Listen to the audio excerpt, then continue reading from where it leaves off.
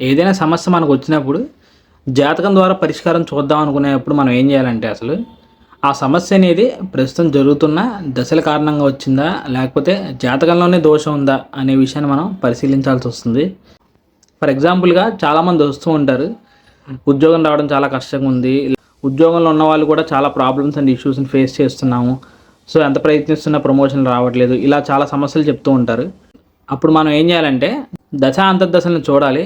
ఆ జరుగుతున్న దశలు అనేవి పాపగ్రహ దశలు అనుకోండి. ఫర్ ఎగ్జాంపుల్గా ఆ పాపగ్రహం అనేది ఆ ఉద్యోగ స్థానాన్ని కనెక్ట్ అయినా అవ్వకపోయినా ఏదో రకంగా మనం బాధ పెట్టాలి కాబట్టి ఆబ్వియస్గా మనకి ఈ విధంగా ఉద్యోగ విషయంలో సమస్యలు అనేవి ఎదురవుతూ ఉంటాయి.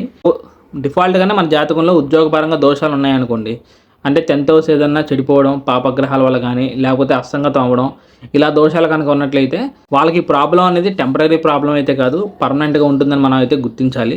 అదే విషయాన్ని మనం వాళ్ళకైతే తెలియజేయాలి. ఇదే కాన్సెప్ట్ మనం అన్ని విషయాలకి అప్లై చేయొచ్చు.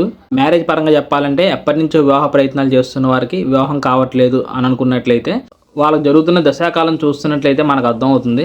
ఒకవేళ ఏదైనా పాపగ్రహ దశలు కానీ లేకపోతే 7th హౌస్కి ఆపోజిట్గా ఏదైనా దశలు జరుగుతున్నప్పుడు అయితే వీళ్ళంత ప్రయత్నం చేస్తున్నప్పటికీ వివాహం అనేది ముందుకు వెళ్ళదు.